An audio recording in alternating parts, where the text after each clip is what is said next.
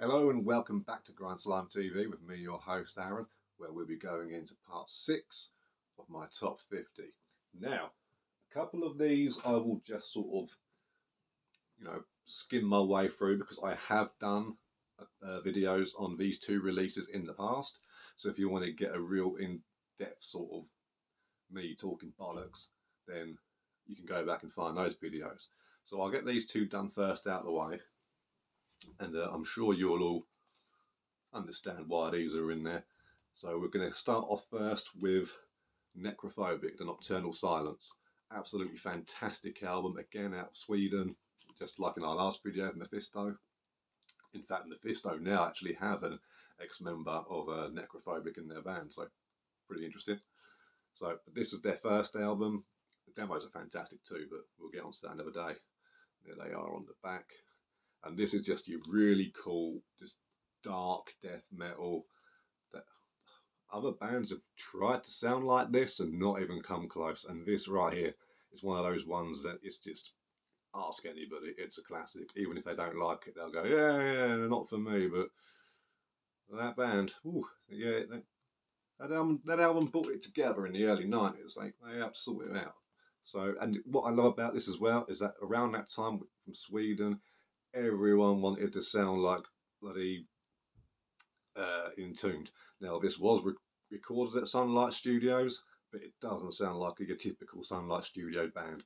And that's what I love about it. It sticks out, it sounds genuinely dark and evil, it's heavy, and it's got a really nice mysticism to it that makes this have a huge esoteric kind of feel around it, particularly with the keyboards and stuff. But yeah, and just if you want a good idea of what these guys sound like, just go to YouTube or Spotify and check out the song Unholy Prophecies. Absolutely fantastic. Then put on the rest of the album and say, holy shit, where has this been all my life? Or if you already know it, I think it's worth another spin anyway, isn't it? It's great. Just make it happen. Right. So the next one, again, I will just skim through this because, like I said, I've already done a video on this one as well, and that is Dissimulate by the Berserker. Absolute insane industrial grindcore in the style of sort of gore grind kind of stuff from Australia. This was an absolute game changer for me. Like I mentioned in that video, in the late 90s, I discovered Slipknot and I wanted to find the next craziest thing. And that became my life's mission. And this blew it out of the water. And I still love that first Slipknot album, don't get me wrong, I've got it, it still gets played.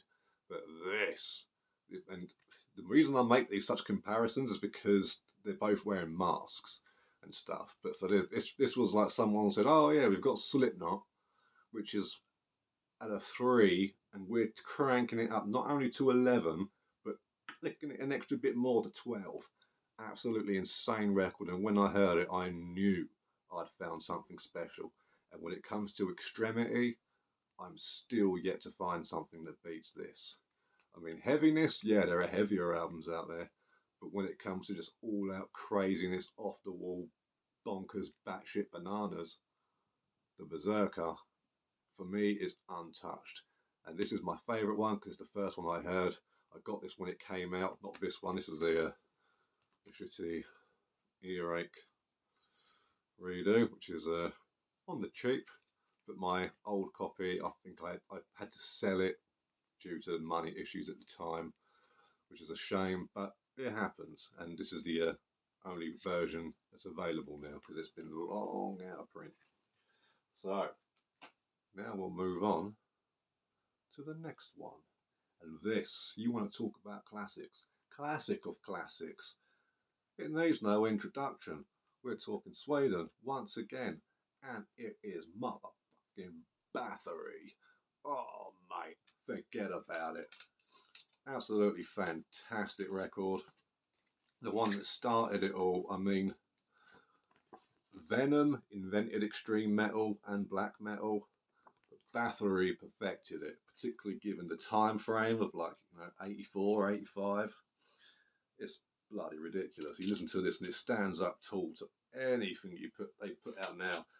Down to the vocals, the guitar sort of like tone, everything about, and every song is catchy, really, really fun. For me, there's an easy favourite, not because the others suffer compared to it, but Raise the Dead is just ridiculously heavy. I absolutely love it, and it's so catchy, and it's just got this nice mid-pace stomp about it, and it just sounds like if you turned it on in a church, I'm pretty sure the priest would go mental and start bleeding from his eyes and fucking, ooh, real bad. But look at that iconic goat artwork. It's just, there is not much I can say about this that hasn't been said before. Absolute icon, classic of all classics. And it's just, even today, you put it on and so much stuff just doesn't even come close. It is fantastic. And yeah, I mean, the obnoxiously long, windy intro aside, because that does get annoying, but this one's got a shorter version of it because they've just thrown it onto the first track and it just sort of bleeds in, so it's much nicer. So this is the Black Mark reissue. So if you can get a hold of this, please do. Only problem is this, because it took me a while to get a hold of this as well, and I'd always been a fan of it. But whenever it comes out, people just buy it. And, you know, as you're supposed to, and of course they would, why wouldn't they? But there's also a lot of it where people buy them and then just keep them to a side and sell later. Nothing wrong with that. But a lot of people as well get it just so they can say they've got it. You know, so like, oh yeah, I've got that album. Oh yeah, great. And then they do a YouTube video and it turns out it's still in the plastic. It's like, oh, okay, we know your type, Sonny Jim. Oh yes.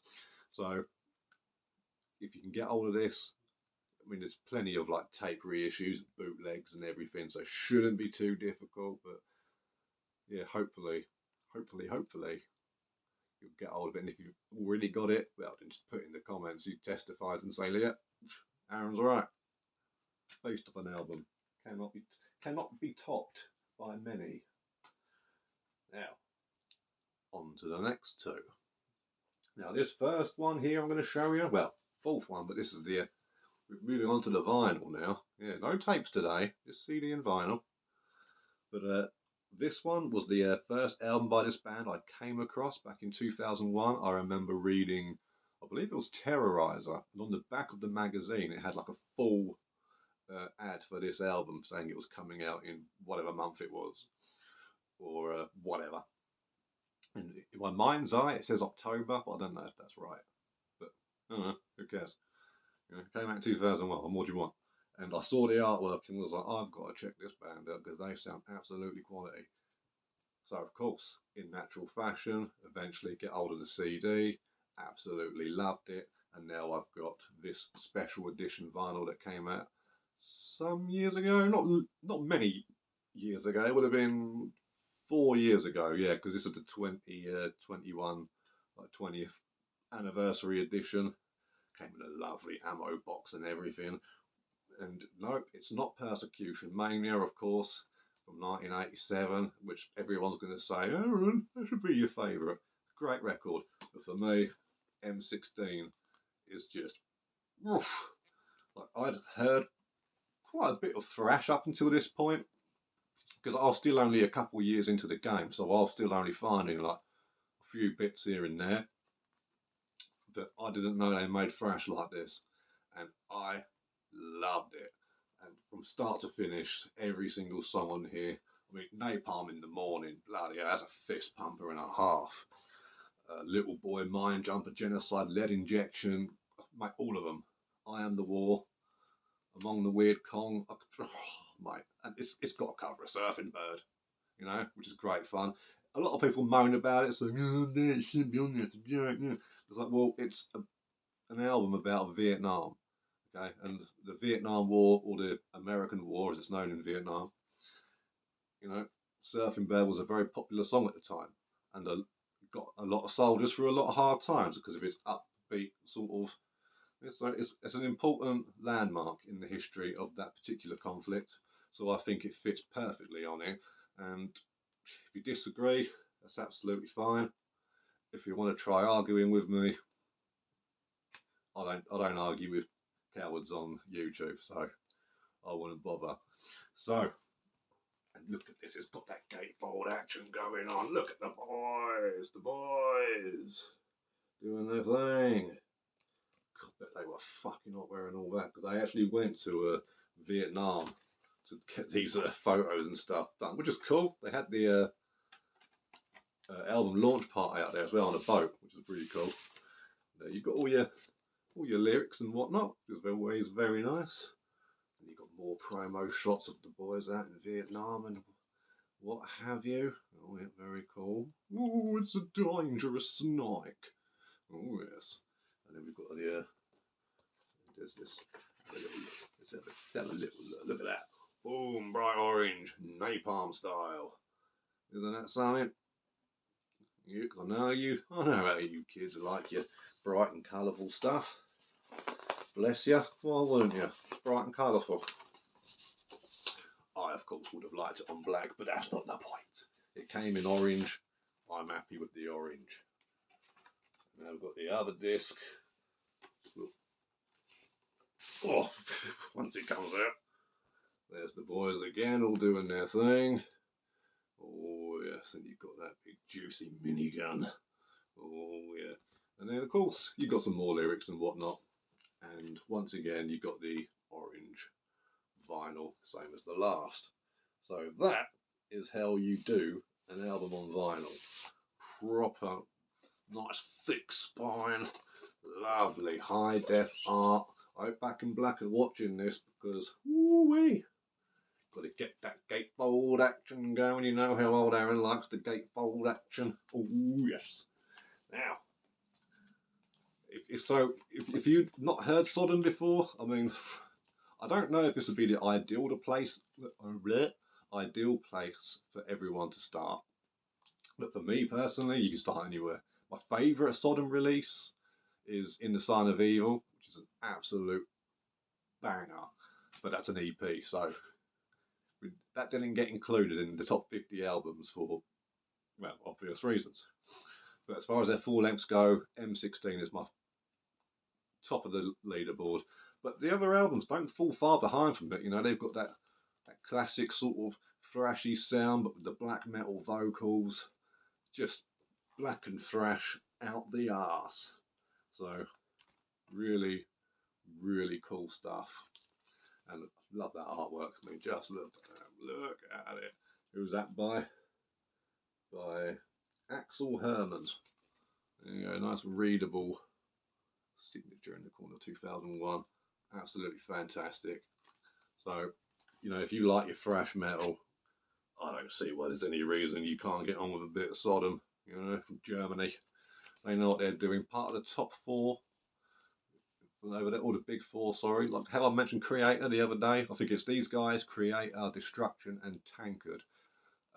Tankard, I've heard a couple of things by, and it's okay for me. You know, I get why it's so important.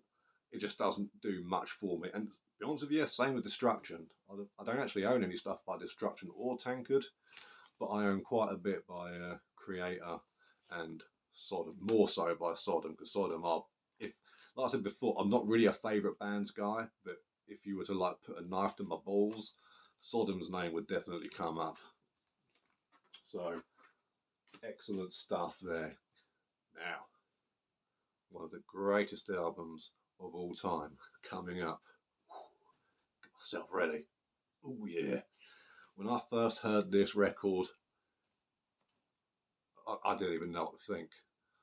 I saw it was getting knocked about quite a lot in like some magazines. People saying, "Oh, you know, this record." Like I think it had been out for like 10 years or something, and everyone was like, "Oh, it's been 10 years already," and blah blah blah. And I was like, "Let me check this out." And it got the old reissue job as it does, and I've got a few different versions of this too. That's how much I like this bloody album. And by like, I mean in love. And that is Darkthrone, Transylvanian Hunger. This is the first Darkthrone album I heard. And I'd already been familiar with bands like Emperor, Mayhem, and maybe a few others. But I saw that and I thought, well, the artwork looks fucking awesome. I love a bit of that, very spooky. I mean, old Fenry's there. So I'll put this on CD version. I've got it over there somewhere, probably in the Dark Throne section, I'd imagine. And I remember I was on the PlayStation 2. I was putting that on, then I threw this on in the background, and as soon as it started playing, I just turned and looked towards my CD player, and I just stared at it all the way through that opening track. I thought, this is by far the ugliest music I have ever heard, but at the same time, it was the most beautiful thing I'd ever heard as well.